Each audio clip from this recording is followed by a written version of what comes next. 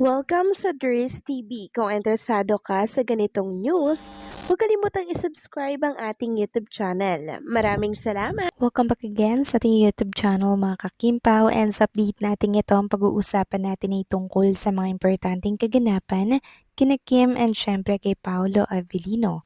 So ang pag-uusapan natin sa update na to ay may kaugnayan po sa Kim Pao or kay Chinita Princess na kung saan talaga naman pong wifey duty lagi for Paolo dahil lagi nga po nitong pinaglulutuan at inaasikaso si Paolo Avellino at yan ang pag-uusapan natin mamaya. Pero bago po ang lahat, maraming salamat po sa inyong patuloy na pag-support at pagsubaybay sa mga daily update natin. Kaya naman bilang pasasalamat, narito po ang isang napili kong komento patungkol ito sa naging previous update. Mula ito kay Ginang Arlene Casis. Sabi niya, "Good morning, Mistress. Parang old video yan, Mistress, na nag-gym siya kasi yung suot niya nakita ko na sa thread. May nag-post ganyan suot niya matagal na pero this year lang na video. Pero ewan ko lang, Mistress, baka nagkamali lang ako. Baka nga bago ang video na yan. Ewan ko lang, Mistress, pero malakas talaga ang pakiramdam ko na may something talaga sa tiyan ni Kim kasi pagpuson lang kapag naka-side view ka, hindi ganyan na lumulobo, lutang talaga kapag naka-side view siya. Well, Miss Dory, sundan na lang natin ang susunod na kabanata sa buntis issue ni Kim. God bless, Miss Doris. Maraming salamat po sa inyong komento. Ginang Arlene Casis, yan nga po ang aking katanungan sa video po na pinost ni Chinita Princess. Sabi ko sa previous update natin na baka naman old video, baka naman late post lang ito, 'di ba? Para basagin yung issue na talagang nag-viral ngayon sa social media. Kaya ang ginagawa po ngayon ng mga Kimpaw fans, nagtitake sila ng mga screenshot sa television with Chinita Princess at minomonitor nila yung paglaki nga ng puso ni Chinita Princess. So ganyan po yung ginagawa nila kasi nga kahapon binasag na ni Chinita Princess at nagbubuhat siya ng mabigat na barbell, 'di ba? So dun pa lang gusto niyang sabihin na hindi totoo yung balitang kumakalat na yan. Pero iwan lang din natin kung latest ba yung video na yon or yun ba ay late post lamang. So malalaman din natin yan sa mga susunod po na buwan, linggo, dahil hindi naman po maitatago yan mga kakimpaw. Lalabas at lalabas yan kung yan ba ay totoong ganun talaga, 'di ba mga kakimpaw? Sa ngayon, mag-obserba lang muna tayo mga kakimpaw kung ano ba ang mga susunod po na kabanata. Kasi kahit anong tago po nun mga kakimpaw, ilalabas at lalabas ang katotohanan. So maraming salamat po sa inyong komento. Ginang Arlene Casis, God bless at mabuhay kayo. So ito na nga, pag-usapan na natin mga kakimpaw, mga topic na nakalap natin sa update na to. At unahin na nga nating pag-usapan ang another good news na pinost po ni Eric Jan Salot sa kanyang ex account for Kim and Paula Avellino para po sa mga Kimpaw fans. Sabi niya, "I am not in the position to reveal details of the movie. Just like any fans, I am just excited. Dream ko kasi for them yun. Fan din ako ng direktor ng movie. Hashtag KP." Wow, nakaka-excite naman ang bagong project ni Kim and Paolo. Sana ma-approve po ito since na-reveal na rin naman po ni Eric Jonsalot.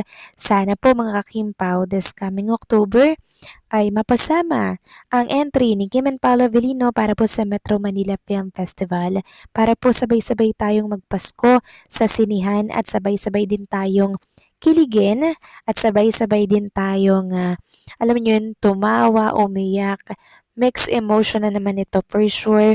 And hindi po ito mababaw na movie. Talagang kapupulutan po ito ng aral na tatatak po sa ating mga audience. Samantalang next topic naman, talakayin naman natin ang tungkol dito kay Chinita Princess na kung saan talaga naman pong YP duty lagi kay Paolo Avellino. So ito po kasi nag-ugat mga kakimpaw sa kakapalabas lamang po sa HBO na Come Dine With Me na kung saan ay 2023 pa po ito na-shoot pero ngayon lang nilabas. Nakita nga natin at napanood doon na napakahusay palang magluto ni Chinita Princess na parang pwede na mag-asawa talaga, no? Lalo na ngayon, ilang taon na pong nakalipas. Tapos, nag-aral pa siya ng culinary sa ibang bansa. So, perfect mga kakimpaw. Handang-handa na po siyang mag-asawa nito kasi marunong na pong magluto. Sabi nga po dito ng isang account sa X, nakakabiti naman yung hashtag Come Dine With Me, episode 8 ni Kimi. Pero parang ang sarap-sarap ng mga niluto niya, especially yung humba at beef, broccoli, yung tikoy with ice cream lang yata ang kaya kong gawin sa lahat. Pero super amazed and proud kasi now ko lang nalaman na nagluluto pala talaga siya.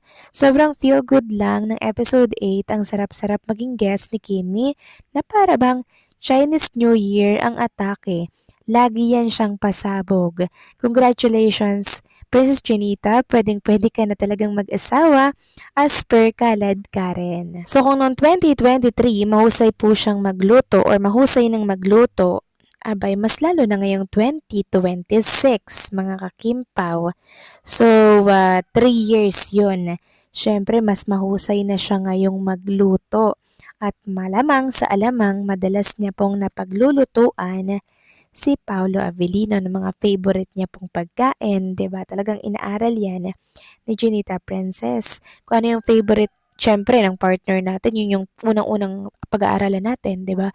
Kasi syempre para ma-amaze siya and maipakita natin na kaya kong lutuin yung mga gusto mong pagkain. O, 'di ba mga kakimpaw? Kaya may pag-aral na din si Kim Cho ng culinary sa ibang bansa.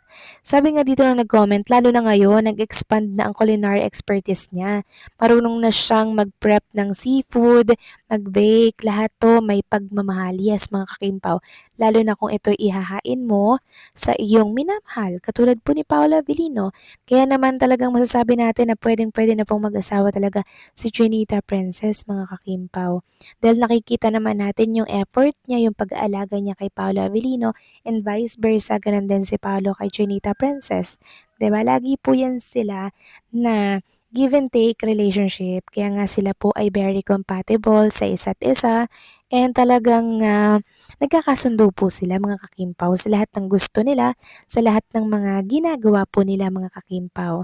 Isa lang ibig sabihin nito, na talagang silang dalawa ang tinadhana po, mga kakimpaw. Kasi kung hindi, hindi po yan magkakasundo. 'Di ba? Ilang taon na ba sila, mga kakimpaw, na magkatrabaho and in a relationship, 'di ba? Ang tagal na, mga kakimpaw. Years na din ang binibilang. And antayin natin yung malaking magaganap, mga kakimpaw, sa taong ito. And sana po ay enjoy natin at ipag-pray din natin yung kanilang upcoming project sa big screen. So kayo ba, mga kakimpaw, ano masasabi ninyo dito? Please comment down below.